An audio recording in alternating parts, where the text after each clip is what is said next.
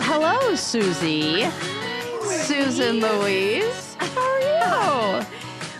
Welcome to the show, Brain Candy Podcast, episode 947. How's slow? I'm doing so good. I am getting super excited about the fall. I bet you are. I don't care how basic I am. I don't give any fucks. Here's the thing. I'm not a pumpkin spice latte gal, but I am a spooky leaf peeper. Yeah, leaf peeper. Witchy woman. And witchy woman. And it is like winds in the east. You know, like they're coming. Like it feels like that. It feels like spooky season. The winds, there's rustling. There are rustling of leaves. Yeah. I'm super into this. And I just am ready. I'm ready for sweaters. A nip in the air. I'm ready for a nip in the air. I'm ready for sweaters. I'm not. I'm ready. You're not. I know, because you kind of got a crappy summer this year. I want bikinis. I know. What happened to that? You got none. You actually did it. Have you air got a heat wave, conditioning. and that's it. Yeah, like there was 2 weeks where I'm like, oh, this is uncomfortable. And that was it. Oh, I'm so sorry. I want to sweat my ass off. I want to be nude. I want to be nude. That's what I want. It feels like we didn't have that this year. Yeah. Like comfortable season in the summer. I'm trying to think, and I'm like, if you're out there, did you have a comfortable summer where it was like not scorcher? Because it feels like everybody I talked to was like either going through a heat wave or they were like, why is it a torrential downpour in the middle? Like we've already had a snowstorm out here. Not in my area, but up in the mountains. It's already snowed. I'm mad. In like not even like in August. I'm mad. So I'm thinking it's going to be one of those cold and wet winters. Here we go. I hate it. Extra spooky. I don't know. I don't know if I'm going to make it. Like You're going to make don't know. You're going to make it. Come out here. It's more tolerable out here. I want to be on a beach, man. I know. Okay, then go on vacation. Actually, my mom is dying for us to come out there. We need to go visit. Oh, that was fun. That was like clap on, clap off. I love that for the blooper reel. That was like Susie used telekinesis to turn out the lights. Guys, if you're just listening, what she did is she slammed her hand on the table and somehow magically all the lights went out. That was fun. Difficulties. I was so moved by this idea that we might be going to Costa Rica that, all of our appliances went on the fritz. You know what? That was probably Sally. She sent the energy. She was like, yep. What did she say? Well, she called me in tears saying that she looked and it has been almost 2 years since she has been out here, and that she can't come to America because, being on the old the watch list. FBI watch list like she is. It's not good in these, could be fascist times, Like, my mom is the person who will end up in, Guantanamo Bay or Alligator Alley or whatever. We're working on thin ice. Right. We can't be no, right? So it's got to be us going to her. And so she was like, I don't care what you need to do. You need to get here, next weekend. Did she say you or we? She said, we. Well, she said me and my girlfriend, and then but she didn't even know that you would be interested. If I said Susie, she would be doing backflips. She didn't even know that was on the table. Okay. She's going to be thrilled. Well, let's get this on the books because I need it. I'm telling you, next weekend. Suits that are crying out. It could be as soon as you want. We've already looked. She's like, next weekend, I don't care. She's like, I'll use my miles. So my mom wants to see us bad. So you could have your dream come true of being imagine yourself on a tropical beach that you just walk to or ride on the back of a horse, too. What horse? Oh, your own horse that's just a few meters away from the beautiful tropical bedroom that you sleep in like a lush jungle environment with flowers blooming everywhere and the sound of like, the jungle. I feel some kind of way right now. I really do. Oh, this is so exciting. God. We're going to go to Costa Rica. More. Yes. Yeah. See if Amy will be okay with me coming. Well, she already said she might not be able to go. So she's like, you just go. And I'm like, there you go. I'll swoop right in there. Swoop right in. Hey, I came on your honeymoon. So, What? Well, not really. I mean, when you guys got married, we went into Brazil, and it was supposed to be you and Adam. That's true. I always say it. Pitch it as I came on your working. So I always say I went with you on your honeymoon. Okay, yeah, like fair is fair. Because that was right after your wedding, or Yes, it was. Yeah. And Sally, see you soon. Yeah, there you go. She's gonna love this. Okay. Yes. So that's what's new with me.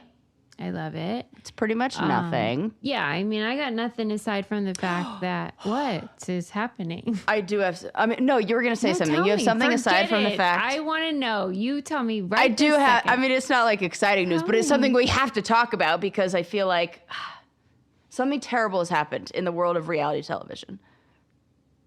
What? So there's a new season of the Great British Baking Show out. Yes, I started watching it.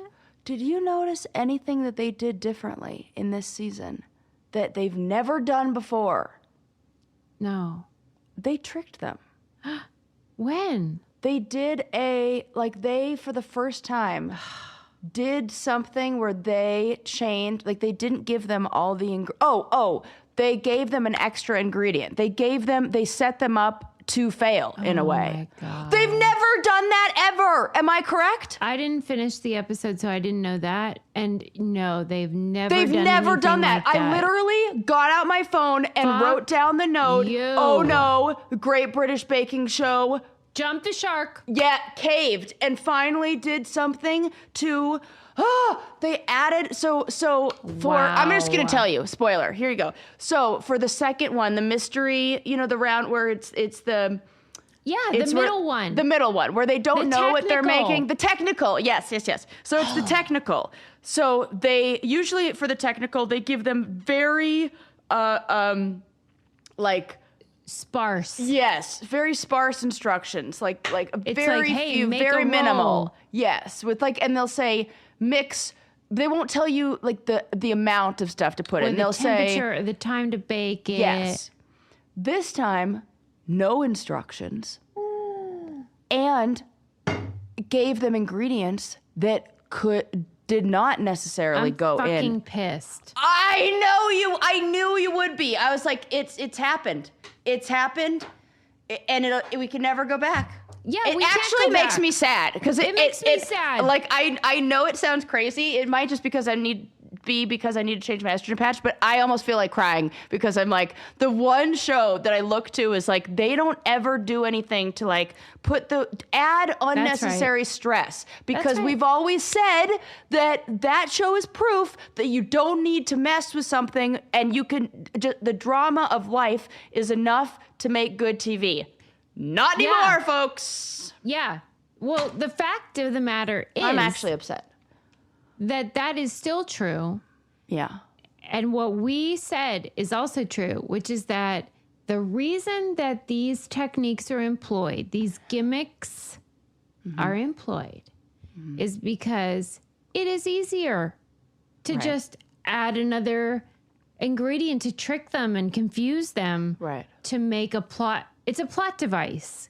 Right. Instead of the hard labor of creating tension from people looking into an oven. Right. Which is what they've done for a very long time. And it's so works. impressive. Yes. And now they're tired and they want it to be easy. And okay, why don't you make them marry each other too? Okay. Right. Let's do that. Let's blindfold them. Right. It's like that. Yeah, it's hard to bake with a blindfold. That's what I don't want to watch. That's what I don't want to watch. Yes. Okay, I'm so glad. I feel so validated right now. Yeah, I could watch Chopped any night. Right. This is why I'm not watching that. Because now it feels like if you're going to do shit like that to him, you better at least give him a prize. Absolutely. Because now you want to fuck with him, and you're not going to give him a prize. You can't do both. You can't fuck with them and then not reward them. Preach. That is exactly right. And nobody's talked about this yet, so you've heard it here first. Breaking news. Once again, where's my whistle? I'm at a different location. Quick! I found mine. I found it. Hold on. There we go. We're blowing the whistle. Blowing the whistle. We see you. You know what? I wouldn't be surprised if something changed. Either the producer, where something changed. Right? Yeah, the network is like, hey, our ratings are down. Our subscriptions are down at Netflix. Fuck off. It's like, are they though? Get out of here. Are they though? Now I love it. I love when I can like rage, not even rage bait Susie. So just like I was like, and then you were like, what? What are you talking about? Yeah. Wait a second. Now totally on board. This is, I'm living for this. This is great. This is so validating. We were their biggest cheerleader. We were saying, this is the gold standard. What is that clip? Like, I believed in you. I was like, it feels like. With Tyra Banks. Yeah. We all believed in you. Yeah. And we were like, this is evidence that if you're just not lazy producers, right, you can make bread rising interesting. And guess what? Exactly what you think happens. Yeah. Some people used the ingredients. Some people did. Mm-hmm. And they could have been the ones that won it, and could have been, because that's not good. But that's not what they're doing now. I know. They don't actually want the best baker now. What they want is more eyeballs. I know, and I hate it. And they could have had both. Oh God, the world is changing, Susie. It's just not the same. It's not the same. I've had so many. We always do. Like, are we changing or no? They're changing. They're changing. I'm telling you, the world is. I had this experience. I know this sounds like off topic, but it's what it reminds me of. I can remember a time back in the day where you'd go to the airport and your bag would be like 51 pounds, and you'd be like, "Come on, just like wave that, wave the old feet." And they'd be like, yeah, no problem. And they'd be like, what is this in there? A bowling ball candle? Right. It's fine. Yeah. And then they're fine. And it's like, I was like 1 pound over in like 2 bags. And then I was like, can you just do like, Are we really doing this? Yeah. And I was headed to, it was like when I was headed to camp. I'm like, I'm going to have to like work with kids. Come on. Just like, And he goes, ma'am, if I did that, I would lose my job. You have and I was like, wow. To be kidding me. We are, everything is like, it's the same feeling I got when they came out with that fucking stupid scale that you pour drinks on now. So all the drinks are measured, or the back bar has a scale on it. Have you heard of this? Do you know about this? No. Okay. So this is what they're doing with liquor company. This is what the liquor companies and everybody is doing in like big, like big restaurant groups and everything to make sure that you're not over pouring or anything like that. Oh my God. They weigh the liquor bottles.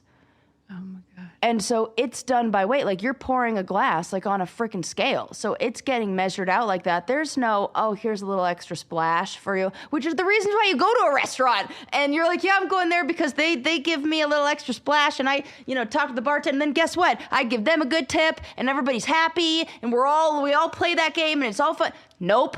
It's not. It is about this is how much goes in that glass. You measure up to this line. Oh, that fun little logo that's on the glass, that is exactly the line they're going to measure it to. And it's like, I hate this world we're living in of we're going to trick people on TV and then we're going to charge them full price for their bags and wine. Well, right, because this is where I have a breakdown. Truly, because guess what? Do you play at that nickel and diamond game, because let me tell you what a great tipper I am. Right. And the second you start doing it up to some dumbass line, bye, is where I'm like, okay. Yeah, and then it's like, who are we? Then it's like the company's not suffering, the people are suffering. It's like everybody. It used to be like the only a person thing. that's happy is the owner, the conglomerate. Yes. I'll tell you who else is happy, and that's anybody. This is funny to me. 10 years in, by the way, these segues. 10 years in, it's still funny to me that I can say, you know who else is happy? I love it. Anyone that ever bought a relief band. And well, that's true. Oh, yeah, it see, is. This is the kind of that relief band. I like what they're doing because they're not gimmicky. They're not trying to be like. They're science. Like, actually, don't even believe us. Just try it. Just try it.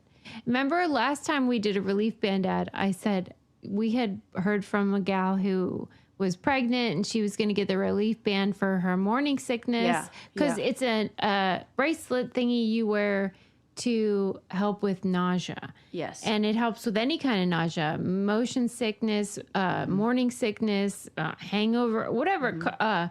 If you are getting chemotherapy. Kind of nausea. Yes. Yeah. Whatever you're dealing with, it will help. And so anyway, she told me she was going to get it for her morning sickness. And I said on the last spot, I wonder how it worked because I hadn't heard. And she said, hey, I heard you asking how it worked. And it worked great. Oh, there you go. I love when they follow up. Well, the thing is with pregnancy, it's like, she's in her second trimester now and she's out of the woods. Yeah. And it's like, once it's over, it's sort of like it never happened. That's why people have more than one child. Right? But since I reminded her, she was like, it worked great. It was effective. And I say, thank you, Relief Band, because I wish I had it. She said, I wish I had it for my first pregnancy. Oh my God. Yeah. And I wish I had it for my only pregnancy because it has zero side effects. It does the job. I don't know how it works, but it is science. And if you want to cure your nausea problem fast, join the hundreds of thousands of people who are nausea-free with Relief Band. Right now, we've got an exclusive offer for our Brain Candy listeners. If you go to reliefband.com and use promo code Brain Candy, you'll receive 20% off plus free shipping. So head to reliefband.com and use our promo code Brain Candy for 20% off plus free shipping. And if you forget that, you can go to thebraincandypodcast.com and all of our partners' codes and URLs are there. Yes. Okay. So yes, that was my little update for you on the furious, Great British Sarah. Breaking Show. That was I have pages of notes here. That was literally one sentence. Yeah. All I wrote was Great British Breaking Show is back. And then that was already been like half of our episode. No, I'm like, oh shit, I should probably get to edit it. No, sorry. don't leave it all. Mad. You don't edit anything about that. Oh, I want all of it, and people have to hear my rage, and every single part of that matters. Say no more. Say no more. I'm gonna listen back. Okay. Okay. Other exciting news. Did you hear that women's baseball is coming back? No. I didn't back. There isn't women's baseball. Absolutely there was. There was the Women's Pro Baseball League of 1954, as in the All-American Girls Professional. Yes. But now there's the WPBL, which does not roll off your tongue well. No. PBL? That sounds like professional bowling league. That's the professional bowling league. WPBL, yeah. First professional women's baseball league in the U.S. Yep. We have got to stop with this W stuff. I know. Oh, yeah. We need to just call it the PBL. And then we're like, when they're like, what? That's the men's. Be like, well, you better put an M in front of it, fuckers. Yeah. Major League MLB. I'm so sick of this W. Yeah. Well, I didn't see this coming, but... Why am I so mad? I love it. I think you're right. I think absolutely. Just because the same thing happened. The same thing happened when we talked about the WNBA, and we all said, "Oh, we're just going to call it the." Let's just call it the NBA. The MNBA, men's. Yes. Basketball. Whenever team. we talk about LeBron James, we're going to be like, the MNBA star. Men's National Basketball League. No, Basketball Association. I don't even fucking know. What all those numbers stand for. Yes. But tryout. Okay, they just had tryouts. From August 22nd to 25th. Great. I'm glad. Yep. I love it. I will go to their games. Yep. In Washington, over 600 women from about 10 different countries competed for 150 spots in the upcoming draft. And it's really exciting. One of the things that I loved is that the woman, now I can't remember her name. I didn't write it down, but the woman who was in A League of Their Own, and she's very famous for being like the. Is she still alive? Yes, still alive, but she went and she threw out the first pitch, and what she was there. What actress played her? Gina? I think so. Gina Davis? Yeah, and she's very famous, and now she walks with a cane, but her cane is a baseball bat. I mean. Yeah, and she's famous. She's got poofy gray hair. Are you serious? Yeah, I'm gonna get her name because we have her. to. Yeah, you would love her. Hang on. Say her name kind of deal. Yes, exactly. I love that because, I remember in our candy club we watched the Love Story. Oh my God! Yes, that was so good. It's such a great and those women were in. That's the same thing. But they have both passed away, I believe. Yes, or at least one of them, and they're beautiful. But I don't think they were the Gina Davis gal. There was a great article about this in the Atlantic. Maybelle Blair is her name. She's 98 years old, and she's the elder stateswoman of women's baseball. And she now uses a cane made out of a baseball bat. But there was an article about it in the Atlantic that was called "What Women's Baseball Will Look Like." And you totally will cry. And she's so happy about being the elder stateswoman of professional baseball. She just does everything. She goes to all the events. And is she a les or what? I'm assuming. No, I don't think so, because I want to say I feel like I've seen her kids. But that doesn't mean that she's not. Back in the day, kind of. But kind of, yeah. She likes a deep dickin', is what you're saying? I don't know. I'm gonna see. Yeah, what's Maybelle? Let me show you a picture of her. Oh my God, Maybelle is definitely into the deep dickin'. Nobody does her hair like that. That's a really good point. No, that is a really good point. What a freaking good point. Like I obviously don't judge a straight lady. That is a really, oh my God, she's such a badass. I feel like this is such proof. Oh my God, she's so cool. This is such proof. Look at her throwing the ball. Fucking. Oh my God. Maybelle Blair. Dude, that is such a badass bitch right there. With her glasses. Looks like a wig. And that's some real hair. She's in drag. Look at her cane that's a baseball bat, and her bouffant hair. She's just the most fun. I feel like she's real proof that if you keep playing, you'll stay young forever, because she has a young vibe about her. And she's inspiring. 98 years old, throwing out a ceremonial pitch. I don't know a lot of people who can just throw a pitch at 40. Right? I couldn't do it at any moment in my life. Yeah. I've always looked at those people throwing the first pitch with awe, because I thought, wow, that takes balls. I know. I would do that thing where I throw it straight at the ground.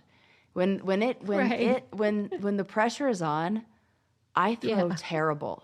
Terrible. Yeah. It's so bad. You have to handle the pressure, and I don't think we have that. I don't have that at all. I can do crazy things, but I can't handle the pressure like she can. So yes, the inaugural season is set to. Is that how you say it? The inaugural season? Yeah, they're like their first season, right?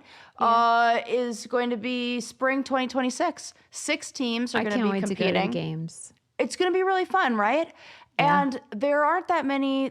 There's a big drop off. Like women play softball and then they play baseball in college. I think there's baseball in college, but then there's a big drop off. I think it said there were only 6 women who played in the NCAA for men's, like on men's baseball teams. I don't know if you remember, but I talked about, there was an Atlantic article that was about the reason why there aren't female baseball teams. Oh. It's just baseball and softball for women. Yeah.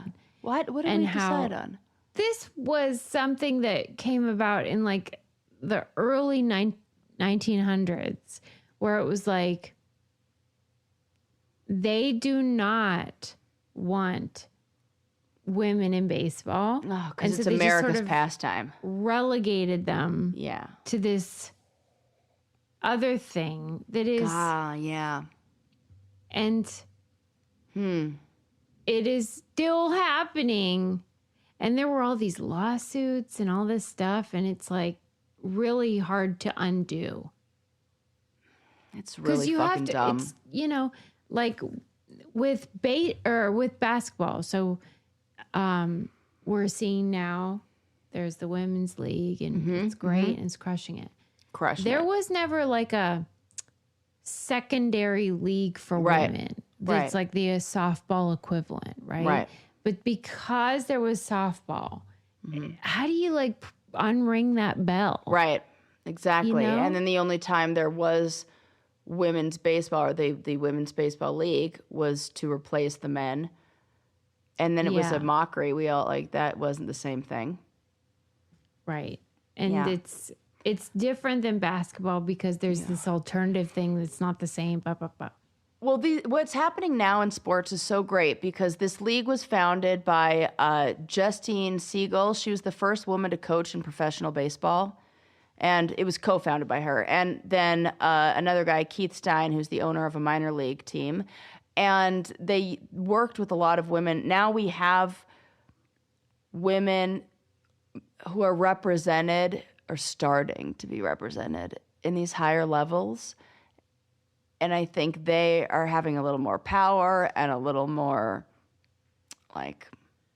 Meaning what? Having a little more voice to be able to then start their own league, like co-found a league. Like if the league is co-founded by a woman who was the first woman to coach professional baseball, you can say it has a little more legitimacy because it's founded by a professional baseball coach, not just a group of ladies over here who want to hit a bat, or like hit a ball. And it gives it some, we're having more representation at these higher levels, I think. It's really crazy that Maybelle, what you're telling me, is that she became the figurehead of it because that was it during World War II? Yeah.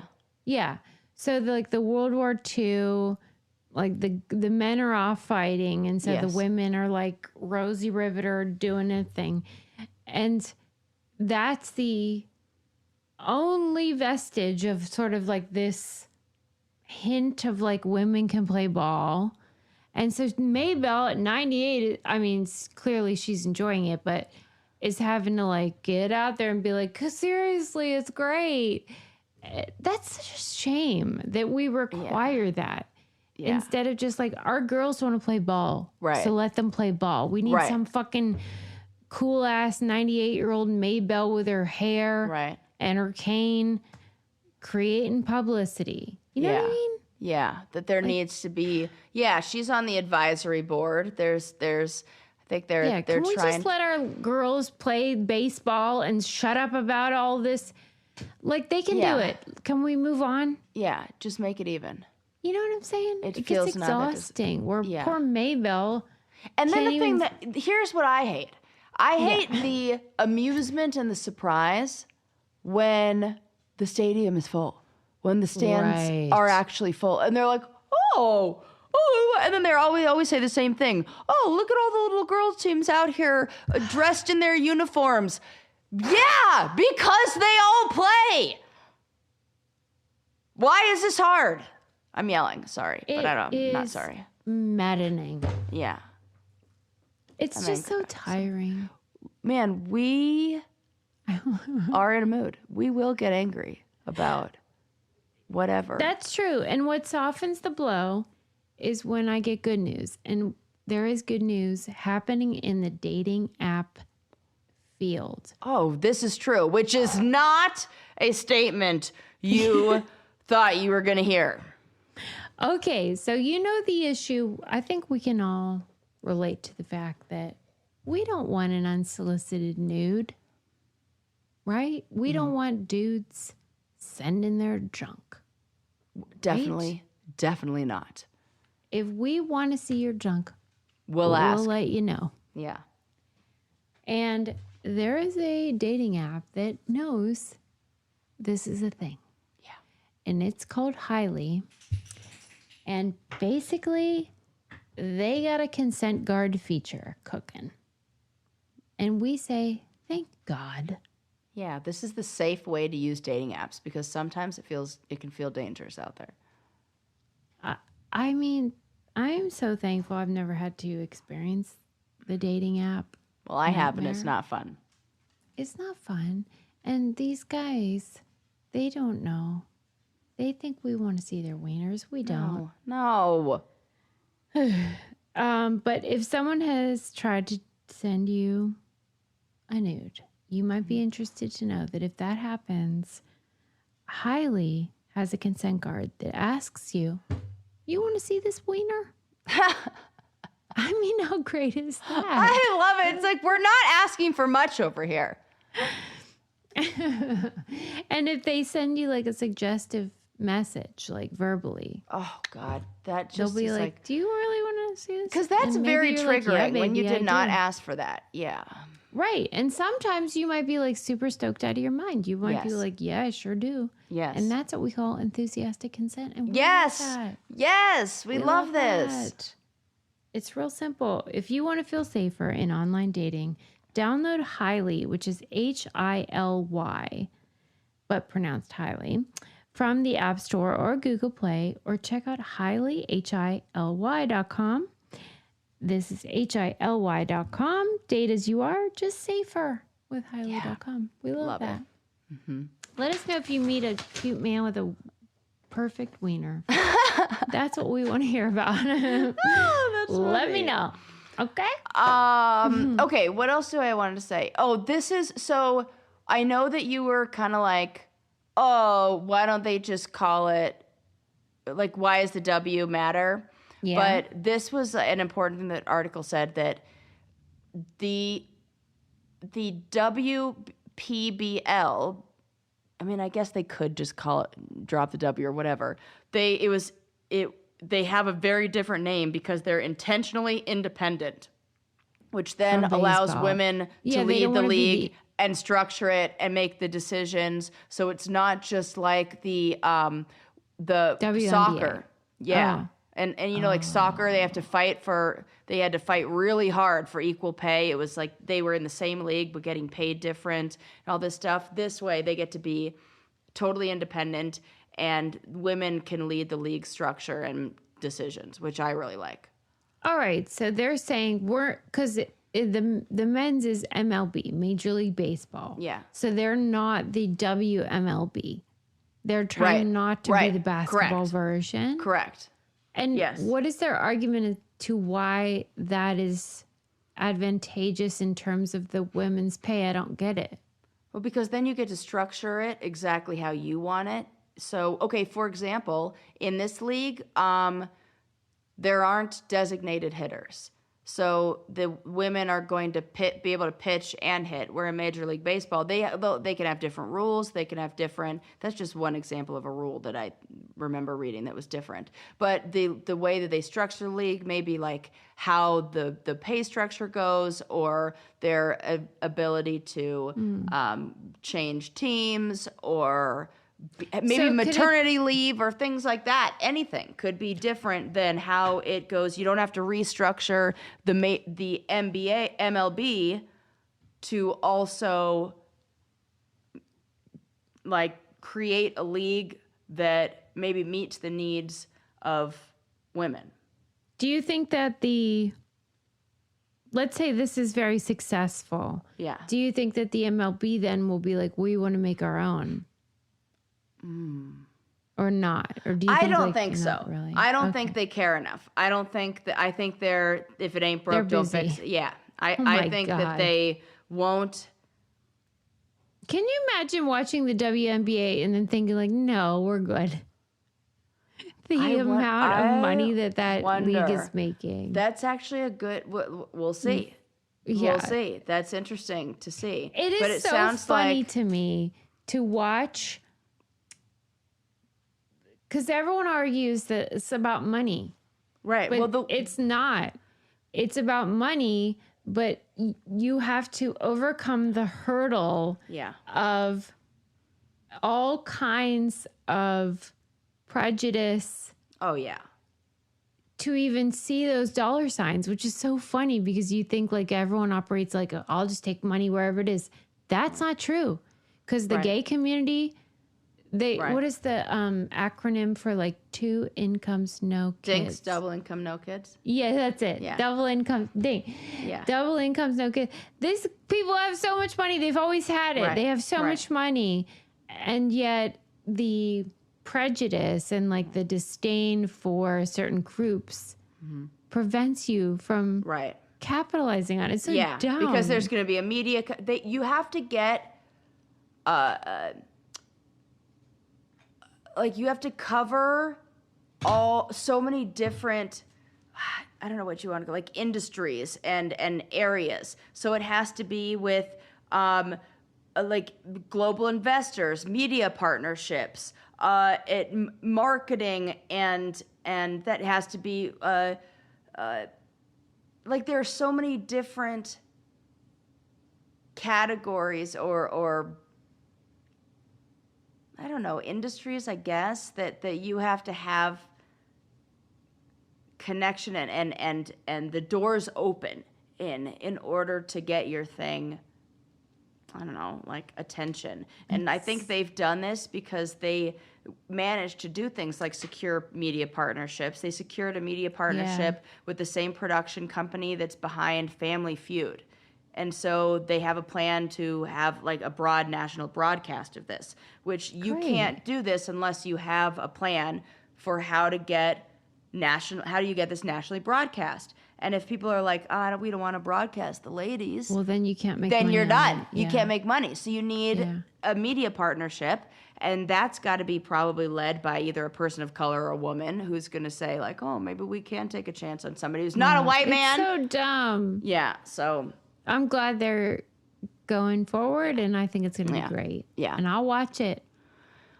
Oh, me too. And I'm going to come to the because it feels like all I need to know is, it's women. I'm there because it's the same thing that's happening with the women's hockey league. Yes. I have friends who are coming out to visit. I think in January or some months, January, February. But they're like, "Oh, do you want to? We're coming out for the like women's hockey game. Do you want to go?" Yeah, definitely. I don't need to know anymore. You had me at women's. Like, I don't care what goes behind that. Go like, in spite of the sport. I know the tickets are going to be cheaper, and I know I'm going to like the audience more and the fans more, and I know I'm going to have a better time. And the DJ is going to play music that I like better. Yeah. For 100%. I don't even want hockey, but I'll go because it's women. Don't care about hockey. Don't think I've ever been to a professional hockey game ever. Although it is really fun. Maybe one professional hockey game, but no interest really. I mean, it's fun, but not really a lot of interest. But women's, I'm fucking sign me up. Yes. Okay. What else do I have to share with you? I read an interesting article that talked about how doctors want to die. Oh my God. Where did you read this? Okay, so originally there was an article in 2011 that was in, I think it was like the New Yorker or something like that, that then this recent article I read referenced. And I think the recent article was in The Atlantic, because that's where I'm getting a lot of stuff recently. I've been like Atlantic heavy lately. Tell me everything. So what do they mean by where? Or how? I mean, how they want to die. Yeah, how? What do you mean by how? So God. The majority of people die in a hospital, or like the majority of doctors die at home. That's right. We're talking like 95%. Right, it sucks ass. Correct. So, and they know when there is no hope, and they want to go home. Yep. And be comfy cozy. Correct. And not get code blue and have all those dumbass beeps. Correct. There's something that medical professionals see that we don't, and it's what they called futile care. Yes. Yeah. So it's when doctors are basically bring these cutting edge technologies to people. I'm always struck by because I'm recording and there's like other people in my house. Yeah. So whenever I start screaming about something and they can't hear the other side of it. Right. Sorry, go ahead. Oh, well, back in the day when we used to record on like 2 separate tracks and upload them separately, sometimes I would just accidentally like click on it and it would play and I would hear what I sound like when you're having a conversation but one-sided. You're like, that is an actual nightmare. You think listening to yourself on your answering machine is bad. Woo! Woo! I'll tell you what's not bad though, and that's DraftKings. We have so much fun with DraftKings over here in the Meister home. And DraftKings Casino has your playbook for gaming action all season long. You can play thousands of popular slots for a shot at jackpots. Over 400 million buckaroos have already been awarded. New players get 500 spins on Huff and More Puff over 10 days. Download the app, use code BRAINCANDY, and claim your spins after your first $5 wager. Get in the game with DraftKings Casino, home of the largest jackpot win in online casino history. The crown is yours. Gambling problem? Call 1-800-GAMBLER. In Connecticut, help is available for problem gambling. Call 888-789-7777 or visit ccpg.org. Please play responsibly. 21 plus, physically present in Connecticut, Michigan, New Jersey, Pennsylvania, West Virginia only. Void in Ontario. Eligibility restrictions apply. New customers only. Non-withdrawable casino spins issued as 50 spins per day for 10 days. Valid for featured game only and expire each day after 24 hours. See terms at casino.draftkings.com/promos. Ends October 5th, 2025 at 11:59 p.m. Eastern Time. So there's all this care, and so the article talked about what happens is why it's so different is because of demands of the patients, and the hospital and the system.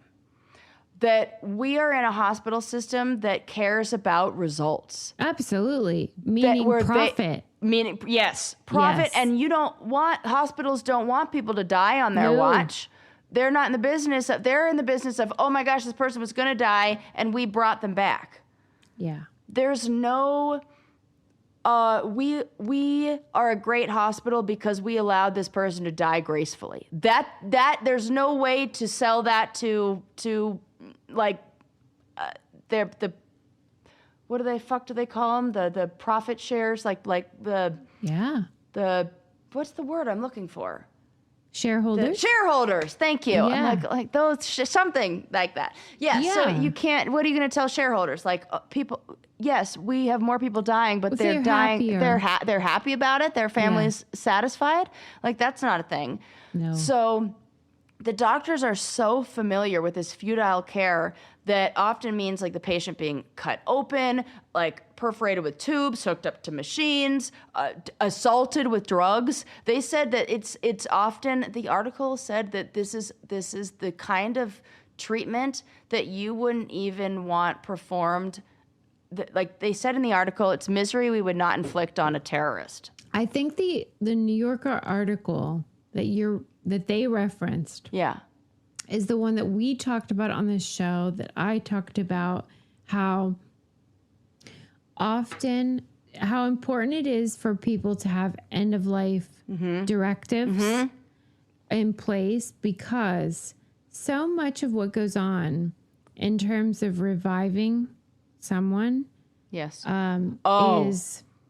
violent. Yeah, that's probably the same word. And as you pointed out, futile. Yes. And so the end of their life is chaotic and painful. The doctor said performing CPR on somebody who's in a state where they're like elderly feels like you're beating up an elderly person. And you literally are. And you may crack their, like it's very, they said, I don't even want to do it. They don't want to do it, but they have to. Oh. They have to, unless that person has something that says, don't do it, because that's technically the only chance they may live, but they probably aren't anyway. And even if they do survive that day, they're going to die 2 days later. Yep. What's the point? Yep. It's all because we misunderstand quality of life is what we, that revival mechanism. Yep. And what do we do? It's kind of like, I think you say it so well whenever you talk about those final moments.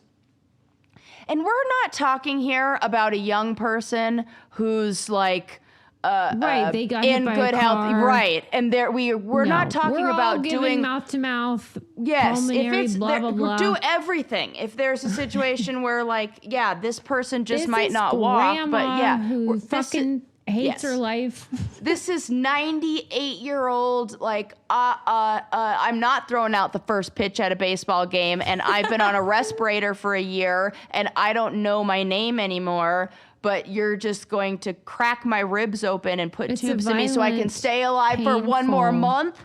Forget it. So and it's not 1 month even. Doctors do not want to go out that way. And this article I read said, this was a doctor who said this. He said, I cannot count the number of times fellow physicians have told me, in words that vary only slightly, promise me if you find me like this that you'll kill me. And they mean it. It said some medical personnel wear medallions stamped no code to tell physicians not to perform CPR on them. And this doctor has even seen it tattooed. Because they're so like it. They're like, do not do that to me. Do not do it. Yeah. Like on their wrist, like no code, like, or wherever they would probably put intubate or something. You put it like right on your chest, like do not. Yeah. So in this article I read, there were researchers with the End of Life Care Research Group in Belgium that interviewed 45 doctors, and the results showed a strong contrast in how doctors regard what a good death looks like for doctors compared to everybody else. And the ones who help at end of life have a better understanding of what a good health, or are more specific about what a good death means and what they want when the time comes. And they want, they say a good death means at home or at hospice instead of in a hospital, having loved ones nearby, having time to say goodbye, being free from pain, keeping a clear mind, and holding on to dignity and independence. Okay, let me ask you this, though. And they don't want futile treatments. So a lot of a burden to the family. What people seem to want to avoid, and I do too. Let the record show. Right. Let the record show. Is this sort of violent, chaotic, futile. Yeah. resuscitation effort. Yeah. And this is more than a DNR. This is more than do not resuscitate, because that's saying that they've already flatlined and you don't resuscitate them. This is saying do not go to extensive, do not do any other like life-saving efforts, which is no futile treatment. Okay, but the word futile matters. I mean, futile means futile. It can't be effective. And so like, oh yeah, that's actually a good point. Right? And so like, oh God. Right, because then you're going to who's to argue with that, saying it's not this, we know this to work, but like to what end? Cuz doctors know what's futile. Yeah. Yeah, so they do. But they're it's like, saying like this performance that we're all doing, they're sort of acknowledging this dance that's happening. And you know what? The article didn't say this, but I'm going to say this. I feel like we need to stop spending money on these life-saving efforts to keep, it's like $300,000 to keep somebody alive for a week who doesn't want to be alive anyway.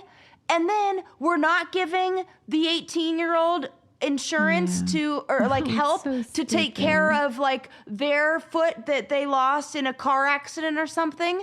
And they're like, oh, nope, sorry. You only get one walking foot. You don't get an extra blade for running, even though you're a totally athletic, kid who did so many things. It does feel like a real what are we doing here? Mismanagement, yeah.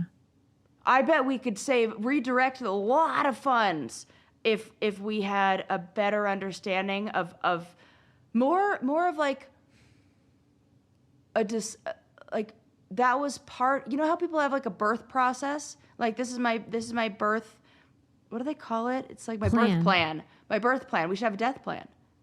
Well, some people go to the hospital do. and be like, here's my death plan. I mean, do you remember like yeah, mine was, it's like a thick 3-inch thick binder.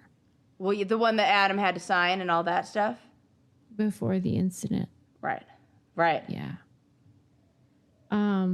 But the only people really that have those are people that have enough stuff to even want to do like what's the word for it? There's some sort of like estate planning. Right, which sounds. I'm not. Right. We don't need estate. I don't have an estate that anybody's going to get, but I certainly want somebody to know what to do in those.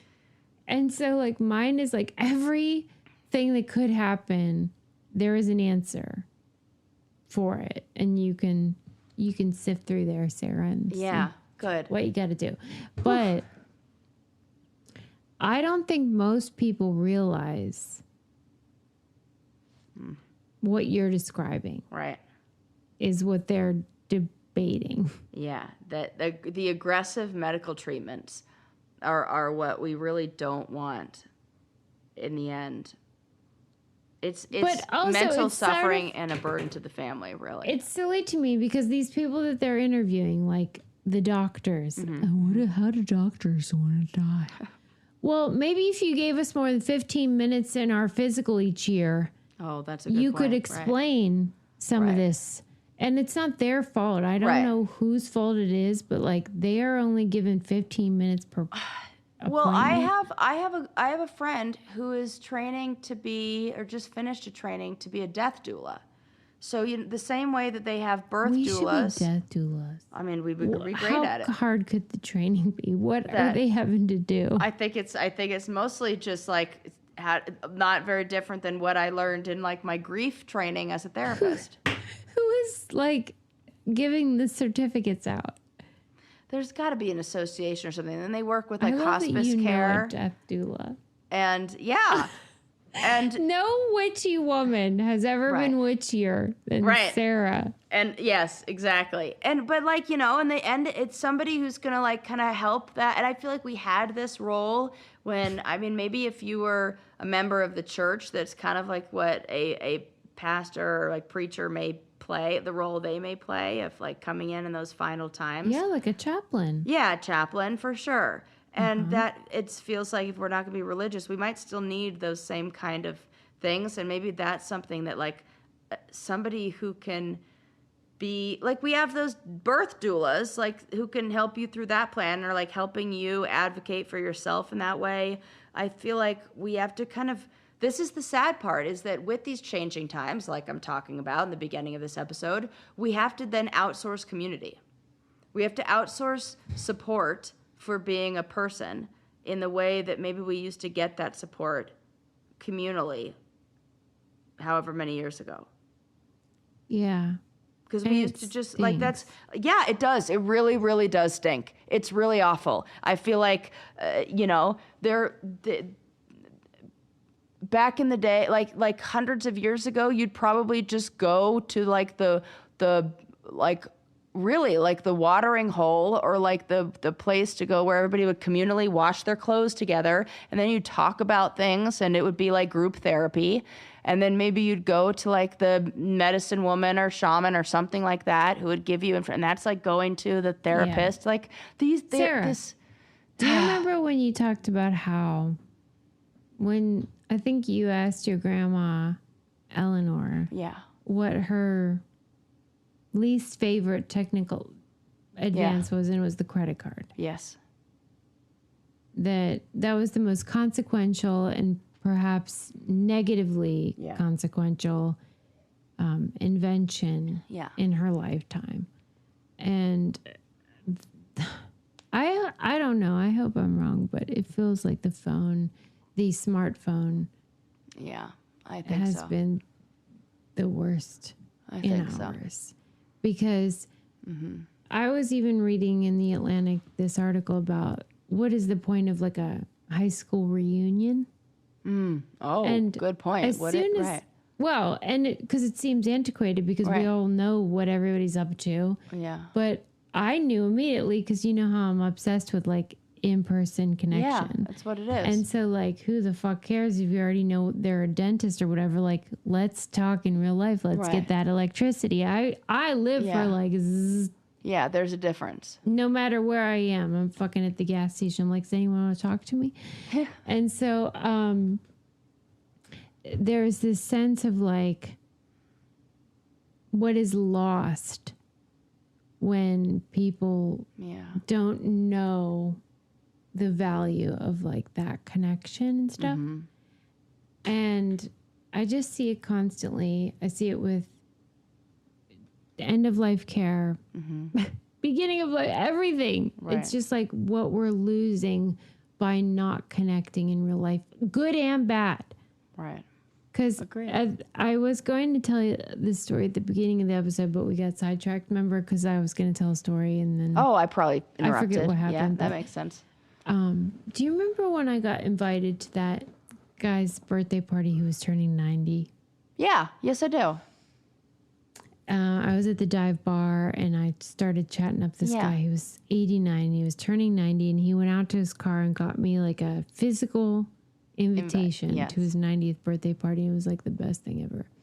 And I RSVP'd to it with his daughter and I was going to go. And then my brother came into town and we went to a baseball game and it went into extra innings and like it made it so that I couldn't make it in time to the end of this party. And I never saw him then for months after that.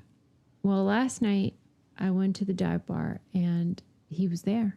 And I was so excited to see him. And I ran over and I like wrapped my arms around him and I was like, oh my God, oh, it's so good to see you. How was the party? He was livid. Oh no. I knew you were going to say He was livid that I didn't go. Oh no. And he said, and I'm not kidding you, Kelly was there. She can tell you that this actually happened. And like, I actually cried about it. Oh, I'm sure. Oh God. He said, you know, I could tell that he was like resistant to my hug. And he said, you're beautiful on the outside, but you're not beautiful on the inside. Oh, Crueler words have never been said. Holy shit. That was daggers. Oh my God. I'm so sorry, Suze. Well, and I had been like... You are so good on the inside, beautiful on the inside, though. But anyway, the thing about it wasn't so much like everybody has their shit, right? Even 90-year-olds, dive bar dwellers and whatever. It's nothing to do with me. Right. But even an interaction like that made me really upset and it really hurt that he would say something so pointed and cruel, really. Yeah. Not even knowing why I didn't go. Because I don't have his number. Like, I couldn't have... I don't know him. Right. And the funniest part was that after he was so mean and Kelly fucking crushed him. I have a photograph I'll show you of her letting him have it. But anyway, he came back later and he goes, after holding me accountable like that, he goes, what's your name anyway?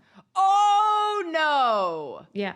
And let me tell you, I knew his name all along. Well, that I really don't like. Right? So it wasn't like I'm so important to him. Okay. This was an ego thing. But that anyway. is an ego thing, and that's I have to make you feel... Okay, well, that's not very nice. My point is, and I told this to Adam, that I regret nothing in terms of I could have avoided all that by minding my own business and not chatting up a stranger at a bar. Well, yeah. Right? Yeah. I regret nothing. That is a gift. Yeah. I don't care that it was mean in the end because connection is worth it. Yeah. Well, and also there's some growth that happens in some amount of like learning and evolution of the self and he's doing that in some way too. He doesn't maybe know it or doesn't realize it. He might not, but there's a way that you are... I talk about this with clients too, that you're changed now. You're different after that interaction. You have a deeper understanding of yourself, maybe. Sometimes you may do things different in the future, whatever that may be. It might be that you just know that could happen. Yeah, whatever it is, that you might start that sentence different, or you would like something else, whatever it is. And so I think that there is a lot to that there's so much we can learn and take away from avoiding these. Contact. Oh, nothing comes from that. Going into your phone, that going into your house isn't the answer. Not one little bit, not at all. Absolutely zero growth and evolution comes from that. The only thing that'll come from that is more of what you don't like. More anxiety, more stress, more comparison to others, more feelings of inadequacy, more loneliness, more isolation. Yeah.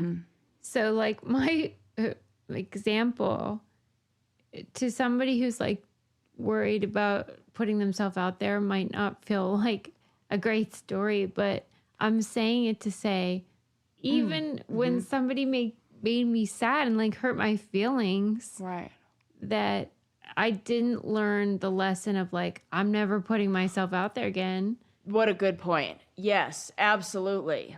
That's a good takeaway. Yeah. So I guess I'm just saying like, it's worth it. And in real life, it's always better. I think what you're trying to say is they should buy tickets to our live event. I kind of am, Sarah. On October 30th in Denver at the Oriental Theater. This is, I think, what you're saying. That's what both of us are doing every day. And sometimes it's painful. Yeah. But most of the time, it's super fun and great. And so rewarding. And I'll tell you, it's worth it. It totally is worth it. Thank you for being vulnerable and sharing that story. I know it's hard here. And I think that's really messed up when somebody didn't even remember your name, that he's going to feel like that. Like, yeah. Here's what I bet happened. I'm going to do, Sarah's got a little bit of what fan fiction that I'm writing. He told all of his friends that this hot thing was coming. And just wait, you'll see who's coming to my party. Oh, you think I don't still have it? Well, I got a new friend from the Elks Club and or from the dive bar, and you'll see. And she's coming to the party. And then you didn't show up. And he was embarrassed because he told people about this person whose name he didn't even remember, but I sure as heck bet he remembered what you look like, which is why he had to make that comment. And so he just wanted you to hurt and feel embarrassed in the same way that he was hurting and felt embarrassed from maybe saying that and using your presence there to serve his own needs. I think that's probably accurate. But I know that it's not about me. Yeah. I would imagine that's probably a good guess. That I don't know anything about. Mm-hmm. But yeah, we'll never know. We'll never know. But it was worth it still. Yeah. Yeah. But you guys, please look in the show notes. You can get tickets to our live event or go to thebraincandypodcast.com. And you can find all our coupon codes, all our partners, all that jazz. And go to patreon.com/braincandy, and that's all our reality TV stuff. We'll see you next time. Bye. Mr. Gecko, you're a huge inspiration to us all. But who was your muse? My dear old Nan. She would tell me, always remember to be true to yourself and to use that fast and friendly claim support on the Geico app. I follow her advice to this day. Get more than just savings. Get more with Geico. At Arizona State University, we're bringing world-class education from our globally acclaimed faculty to you. Earn your degree from the nation's most innovative university. Online. That's a degree better. Learn more at asuonline.asu.edu.